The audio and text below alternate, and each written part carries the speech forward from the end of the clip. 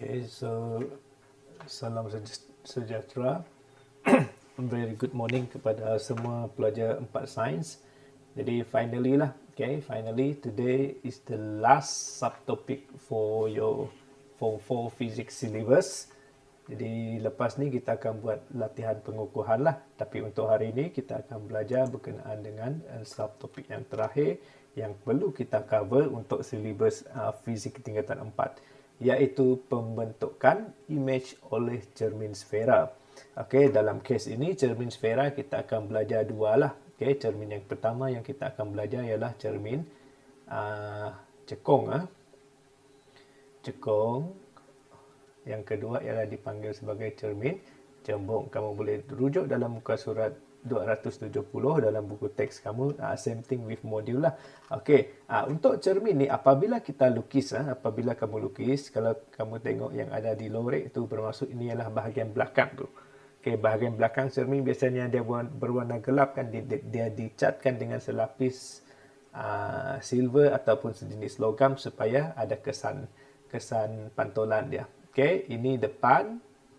Okey, kawasan satu ni depan, kawasan belakang yang ada lorek tu itu ialah belakang lah. Same thing. Okey, ini ialah cekung. Kalau dia permukaan yang boleh memantul tu di sebelah dalam tu cekung. Ini ialah cermin cembung lah, di mana dia melengkung keluar. Okey, so ada dua bentuk cermin sfera yang akan kita belajar. Okey, dalam 6.6 ni kita tidak banyak buat pengiraan. Saya rasa tak ada pengiraan lah. Kebanyakan dia kamu perlu faham betul-betul apa gambar rajah sinar dia. Apabila kamu faham gambar rajah sinar dia, kamu akan dapat menentukan ciri-ciri imej yang terbentuk. Okey, tak berapa susah lah untuk cermin sfera tu. Cuma ingat gambar rajah sinar dia. Okey, so apa contoh-contoh dia? Kamu boleh rujuk di sini dalam peralatan memakan yang kamu pakai seharian-harian tu. Kalau yang baru tu kan macam ini, kalau dia merupakan spoon yang baru, kalau kamu tengok sebelah melengkung sebelah sini, okay, ini akan menjadi cermin cermin cekung lah, sebab dia mencengkung ke sebelah dalam. Tapi kalau kamu tengok di sebelah luar tu, ini merupakan cermin cembung. Okay, kalau kamu tengokkan imej kamu, kalau tengok sebelah sini, seperti dalam buku teks lah, kalau dia cekung, imej kamu terbalik. Kalau dia cembung pula, imej kamu menegak. Boleh try apabila lunch time ataupun you punya dinner time. Boleh cubalah guna ini ya. Ini simple demonstrasi ataupun simple tool, simple mirror yang kamu boleh observe lah. Okay. Jadi sebelum kita lihat kepada gambar rajah, kita perlu belajarlah terminologi yang ada. Okey, yang pertama, apa terminologi dia? Okey, so kita tengok dalam buku kamu, terminologi yang pertama ialah C. C ialah dalam English dia stand for center of curvature. Curve, center of the curve. Bermaksudkan ini merupakan cermin cembung kan, ataupun cermin melengkung. Kalau let's say lah, andai kata saya sambungkan lengkungan dia. Lengkungan ini sebenarnya dia akan membentukkan satu bulatan ataupun satu sfera. Jadi C itu adalah center of the sphere lah. Center of the bulatan, imaginary bulatan yang daripada kelengkungan cermin tersebut. Okay, pusat tengah cermin sfera lah. Okay, C ya. Sama juga dia ada paksi utama dia. Paksi utama ialah garis melintang yang kita guna dalam lukisan gambar rajah sinar lah. Okey, jari dia, ini adalah C lah. Okey, ini adalah C. Biasanya sini kita label C. Di tengah-tengah C tu nanti ada lagi lah terminologi yang lain. Okey. Okey, dia ada titik fokus. Dia ada titik fokus. Okey, balik kepada contoh tadi. Andai kata C adalah 20. Okay, mana titik fokus dia?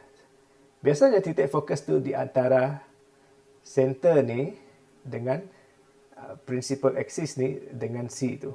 Okay?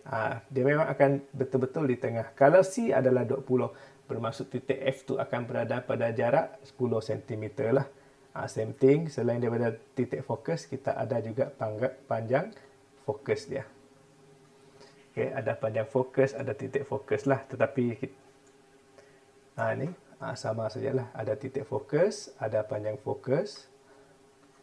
Okey, titik fokus ialah titik dia. Kalau panjang fokus ialah jarak di antara center kepada titik fokus. Jarak objek, jarak image. Okey, kalau kamu perasan di sini kita tak ada belajar kan cermin satah kan. Kenapa kita tak belajar cermin satah? Sebab sebenarnya kamu sudah belajarlah. Contohnya ini cermin satah. Cermin satah ialah cermin yang kamu tengok tiap pagi itulah ataupun selepas mandi untuk sikat rambut tu. Kalau ini image, ini objek, mana image dia? Image dia akan terbentuk di belakang kan. Ini kamu sudah belajar actually di menengah rendah, sebab itu dia tidak berulang lah. Okay, so kita lebih spesifik tertumpu kepada cermin sfera. Okay, cermin sfera terdapat dua. Okay, cermin sfera ada dua, iaitu yang pertama kita panggil sebagai cembung, yang kedua kita panggil sebagai cekung. Apa beza di antara dua tu? Kalau dia cembung kan, kalau dia melengkung keluar, apa yang berlaku? Kan ini kan cermin. Kalau cermin kan, apabila cahaya tu sampai, dia akan terpantul. Apa-apa cermin pun dia akan pantulkan cahaya ke arah yang bertentangan. Jadi, cara dia pantul, dia akan pantul oleh kerana permukaan dia akan melengkungkan, dia akan pantul secara pada angle yang lebih luas. Okay, dia akan sebarkan lah. Macam mana kita lukis? Kita mesti lukis sudut pantulan dia betul-betul pada titik fokus yang ada di belakang tu. Okay. Kalau cermin cekung pula, cermin cekung tu dipanggil sebagai cermin memfokus. Ini ialah dipanggil sebagai cermin capah. Dia berbeza. Kalau kanta cembung dia fokus kan. Tetapi sekarang kalau cermin pula, cembung tu capah. Cekung tu pula akan fokus. Dia akan bermaksud kalau cahaya tu datang, sinar cahaya daripada certain distance sampai kepada cermin tu, dia akan tumpu pada satu titik. Okay, titik apa tempat dia bertumpu tu, titik tu kita panggil sebagai titik fokus lah. Kalau kanta cekung hari tu, kalau kanta dia macam ni kan. Kanta cekung ialah sebarang kanta yang luk sinar lah. Apa yang berlaku pada sinar cahaya tu? Dia akan disebarkan kan. Tetapi ini bukan kanta, ini ialah cermin. Lain dia punya sifat. Okay, so yang penting kamu tahulah apabila kita lukis, ini adalah cermin kamu. Kamu jangan lukis, kamu mesti lukis satu principal axis kan, paksi menegak tu. Okay, katakan ini adalah C. F kamu mesti berada di tengah-tengah di antara C dengan pusat ni lah. Okay, itu titik-titik dia. Sama juga kita akan, kalau dalam lukisan kanta kita guna 2F kan. Sebab apa? Sebab kanta dia tak ada C dia. Tetapi kalau cermin kita panggil dia sebagai C lah. Sama juga kita akan lukis depan dan belakang dia. Okay. Alright, so kita terus kepada lukisan kanta. Lukisan gambar raja sinar. Okay, macam mana kamu nak lukis? Untuk setiap case tu kamu perlu belajar macam mana nak lukis. Okay, yang pertama kita lukis untuk cermin cembung dulu. Sebab cermin cembung ni dia tak banyak case. Dia cuma ada satu, iaitu di depan F. Satu lagi ialah case selepas F. Dia ada dua case saja yang ini untuk cembung ni. Kita sama ada kamu belajar kurang daripada titik F ataupun besar daripada titik F. So sama saja teknik dia lah. Okay, cara kita nak lukis. Okay, so cikgu zoom in dulu.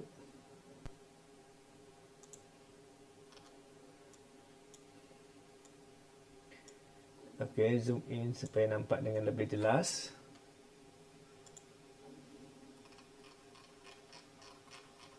Okey, sama juga sinar pertama daripada objek ni. Ingat ketinggian tu ialah objek lah. So, kamu lukis. Jangan lukis sehingga sampai ke cermin tu. Memadailah kalau kamu lukis sampai ke paksi tegak tu. Jangan lukis sampai cermin tu. Tarik sampai cermin. Tidak. Kamu gunakan paksi tegak tu. And then, lepas tu dia akan dipantulkan kan. Cara dia pantul adalah dia akan pantul ke atas.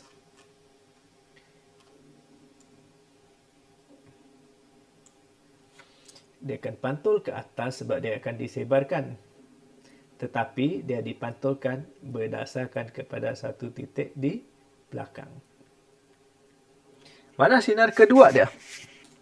Okay. Sinar yang kedua dia akan turun ke P tu, principal axis tu, ataupun pusat paksi tu, pusat cermin tu. Okey, dia akan turun ke pusat cermin.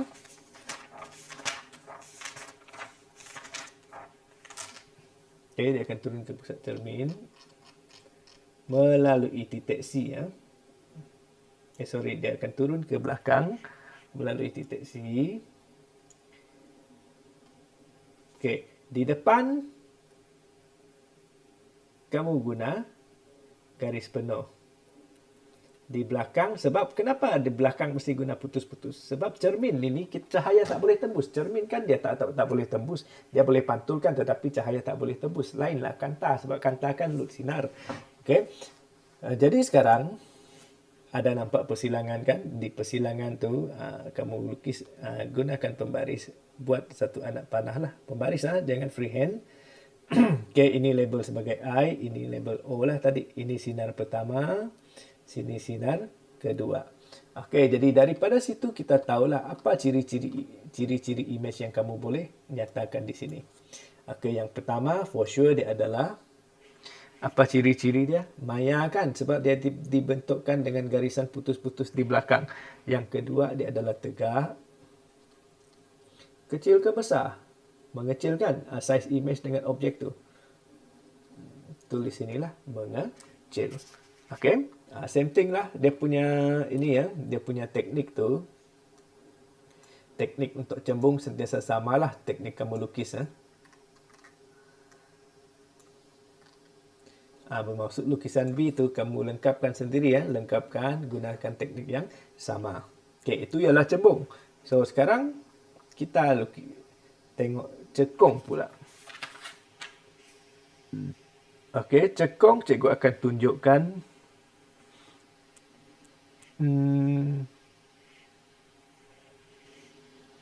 tiga lah. Cikgu tunjukkan tiga. Yang pertama ialah dia besar daripada 2F ataupun selepas kedudukan C tu. Macam mana kita nak lukis.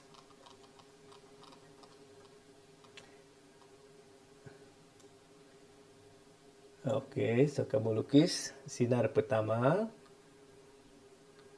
Guna merah. Sinar pertama tuju sampai ke garis tegak. Jangan sampai cermin, kamu sudah berhenti sampai ke garis tegak. Lepas tu dia akan fokuskan. Kan kanta cembung semua dia macam ni kan. Sinar dia semua fokus ke titik fokus dia. Kamu buatlah dia fokus. Fokus ke depan berdasarkan kepada titik fokus.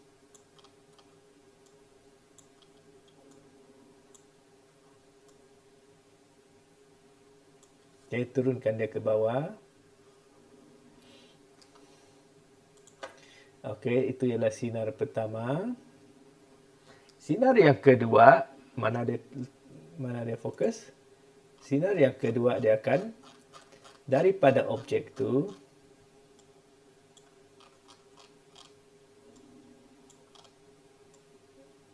daripada objek ni, daripada objek dia akan turun ke bawah melalui titik F juga sampai ke paksi tegak tu. Kamu tarik dia melintang ke sebelah kiri. Tetapi sini kalau saya tak silap sudah ada kesan yang lupa dipadam oleh penerbit. Tak apa, kamu follow saja. Sepatutnya tepatlah kalau kamu guna pembaris lukis di kertas sendiri. Okey, so inilah dia punya image tu. Ada nampak persilangan sini? Okey, bandingkan size dia. Gunakan ini O, objek, ini image. So, kamu boleh tulislah. So, sekarang apa? Dia adalah nyata kan? Kenapa dia nyata? Sebab semua lukisan tu tak ada garis putus-putus. Yang kedua, dia adalah songsang. Macam mana dengan size dia? Sepatutnya kamu dapat mengecil. Sepatutnya kamu dapat mengecil. Jadi, apa yang gunakan teknik yang sama? 1, 2. Kamu boleh lukis gunakan teknik yang sama. Jadi, B tu cuba sendiri ya.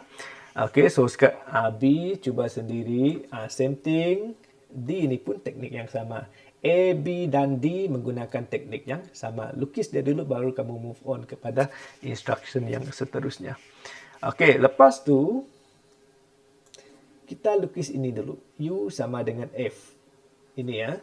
Okey, cikgu akan tunjukkan macam mana kamu lukis. Okey, sinar yang pertama pergi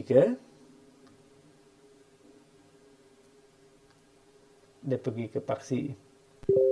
Lepas tu dia akan bertumpu kan, dia bertumpu ke titik fokus, dia akan pantul balik, dia fokus balik kepada titik fokus tu.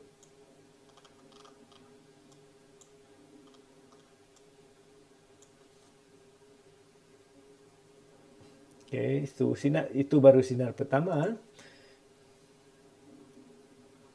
Okey, sinar yang kedua, kalau tadi kamu tengokkan daripada objek, kalau kita lihat daripada objek, dia turun ke F.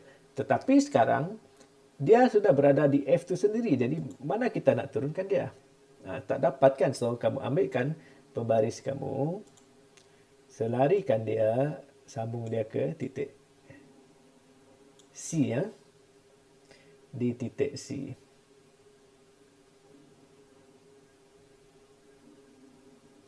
Cuma sekarang, tak ada persilangan di depan, tak ada persilangan. Bermaksud dia berada di belakang lah.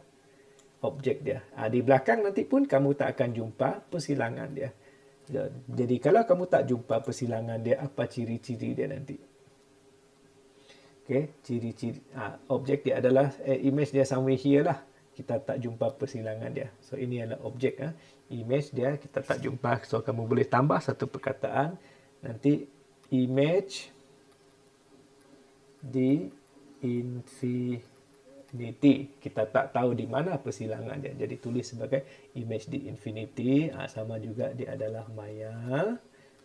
Tegak. Sekarang dia sudah maya. Kenapa maya? Sebab dia putus-putus. Tegak. And then dia adalah sangat besar. So kita tulis ini membesar sudah memadai lah. Jangan tulis sangat besar. Tulis membesar. Okay. Tambah satu ciri-ciri saja, iaitu image di infinity. So untuk teknik di E itu, kamu gunakan teknik yang sama di E, kamu buat untuk C. Okay. Tetapi beza dia sekarang nanti kamu akan jumpa persilangan somewhere here. Ada persilangan dia lah. Okay. Boleh rujuk buku. Buku pun lengkap. Kalau kita rujuk buku, cikgu rasa ada gambar raja sinar dia. Semua ada lah. Semua lengkap gambar raja sinar dia. Ini adalah DC lah. Contoh DC ya. Okay. Kamu follow saja. And then satu lagi iaitu F kan. Kalau kita tengok di F, dalam modul kamu ada satu soalan yang lagi untuk lukisan, iaitu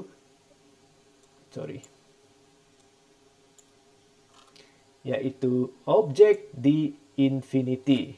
Last case, objek di infinity. Mana saya nak rujuk? Okey, sama juga rujuk dalam buku kamu. Okey, muka surat 274. Objek di infinity. Yang ini. Rujuk macam mana dia lukis. Dia sudah bezakan sinar pertama dengan sinar yang kedua. Gunakan warna yang berbeza. Ini sinar pertama, ini sinar yang kedua. Jadi kamu follow saja. Okay? Macam mana lukis case yang terakhir itu. Okay? Ingat, jangan kamu setakat salin. Kamu mesti faham macam apa proses nak lukis sinar pertama turun ke bawah, sinar kedua melalui F ataupun melalui C. So, kamu mesti follow exactly step by step supaya kamu ingat waktu ujian nanti senang kamu nak melengkapkan gambar raja sinar. Okey, so itu gambar raja sinar. Wajib kamu fahami proses melukis dia. Sebab itu cikgu ambil masa sikit untuk menerangkan. Dan kita pergi ke aplikasi. Apakah aplikasi cermin cekung, cermin cembung?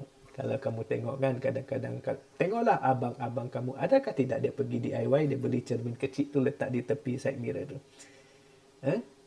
Bapak kamu kan mungkin dia ada pergi di Super Safe kan, cermin cembung yang kecil tu, dia melengkung keluar kan, dia lekat di tepi side mirror tu. Apa tujuannya?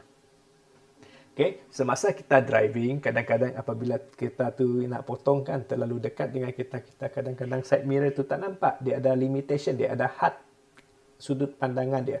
Jadi dengan meletakkan cermin cembung ni sebenarnya luas, sudut pandangan dia luas. Jadi kita boleh membantu pemandu melihat blind spot lah, kita katakan sebagai titik buta dalam kereta. Blind spot, tempat yang tidak boleh diperhatikan oleh side mirror.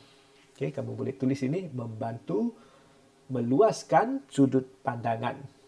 Tulis, saya baca, saya cikgu baca saja.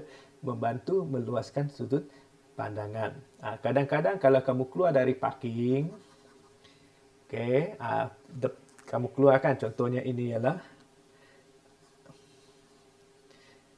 jalan. Jalan jaranglah. Kalau di bawah ada satu dekat dengan tempat tinggal cikgu tu, jambusan tu. Tetapi kalau kamu keluar dari parking spring tu, daripada bawah naik ke atas, sini kadang-kadang ada kereta kan, dia akan letakkan, sama ada dia letak sini ataupun letak bertentangan, dia letakkan satu cermin besar tu yang melengkung tu. Okay, apa guna cermin melengkung tu? Sama juga untuk mengelakkan kamu bertembung dengan kereta dari tepi tu yang kamu tak nampak. Okay, jadi diletakkan di selekoh tajam untuk membolehkan pemandu melihat kereta yang datang. Juga ditempatkan di dalam kedai. Dalam kedai pun ada. Kalau kamu pergi Hingmoh, kedai Hingmoh yang ada di Pasar Sematan tu, okay, ada dia letak cermin tu. Kenapa? Apabila dia letak di dinding kan, dia boleh nampak dengan luas. Untuk tujuan keselamatan kan, untuk lihat siapa yang mencuri tu. Okay, untuk memerhatikan pelanggan kedai. Juga ditempatkan di dalam kedai untuk keselamatan. Banyak lagi. Itu cermin cembung. Untuk cermin cembung ni biasanya dia meluaskan, yang ini cermin cembung meluaskan pemandangan lah, sudut pandangan. Kalau cermin cekung, dia nak fokus. Dia nak jelas. Okey. Kalau dia nak jelas, nak fokus, biasanya digunakan dalam mentol lah. Kamu tengok you punya, bukan mentol, apa tu? Torchlight. Torchlight, lampu kereta, lampu motor, semua dia, reflektor dia berbentuk, apa tu? Berbentuk cekung. Okay, supaya dia fokus lah. Mentol dipasang di titik fokus. Okay, tulis mentol dipasang di titik fokus cermin cekung untuk menghasilkan sinaran cahaya yang selari. Okay, untuk menghasilkan sinaran yang selari. Sinaran cahaya selari akan mengekalkan keamatan secara seragam pada jarak yang lebih jauh. Kenapa kita letak di titik fokus? Kalau kita letak di titik fokus, dia akan betul-betul hasilkan sinar yang selari lah. Kalau lari daripada titik fokus, mungkin dia tersebar luas ataupun membesar dia punya sudut pandangan tu, ataupun dia punya pembiasan cahaya tu. Okay. Juga ini kereta lah. Selain daripada itu, cermin dentis tu, kalau kamu pergi dentis, dia ada letakkan satu yang ada cermin sini untuk lihat keadaan gigi kamu yang tersembunyi tu. Itu pun gunakan cermin cekung. Cermin cekung juga digunakan oleh doktor gigi kerana objek dalam lingkungan dekat kurang daripada titik fokus. Kurang daripada titik fokus, dia akan menghasilkan image yang membesar dan tegak.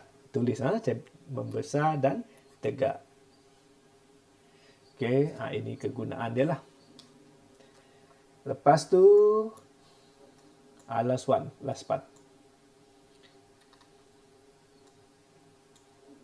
Last part dalam modul kamu. Perbandingan medan sudut pandangan cermin. Kamu tengok di sinilah cermin satah. Cermin satah ialah cermin yang kita biasa lihat lah. Tidak besarkan sudut pandangan dia. Kebanyakan side mirror kereta pun digunakan cermin satah. Okay. Kalau cermin cembung pula, luas medan dia lebih besar lah. Jadi kamu boleh nampak dengan lebih luas sudut pandangan tu. Cermin satah menghasilkan medan pandangan yang lebih sempit. Cermin cembung menghasilkan luas pandangan yang lebih luas. Okey, itu saja tak banyak. Yang penting kamu ingat cara nak melukis. Kalau objek berada di F, macam mana? Besar daripada F, macam mana lukisan dia? Okay. Lepas tu, kamu buatlah sendiri uji kendiri 6.6, muka surat 194. Buat semua 1, 2, 3, 1, 2 dan 3 lah. Okay, buat dia. Mungkin nanti cikgu akan bagi juga soalan tambahan lah. Supaya minggu depan ataupun Jumaat ini, kita boleh buat perbincangan untuk kali terakhir dan kita habiskan silibus Form 4. Senang hati nanti apabila kamu jumpa, kita buat eksperimen dan fokus kepada teknik kamu menjawab. Okay, siapa yang tertinggal, cikgu tak boleh tolong lagi lah. Cikgu akan tolong daripada latihan pengukuhan nanti. Alright, so itu sahaja. Selamat belajar.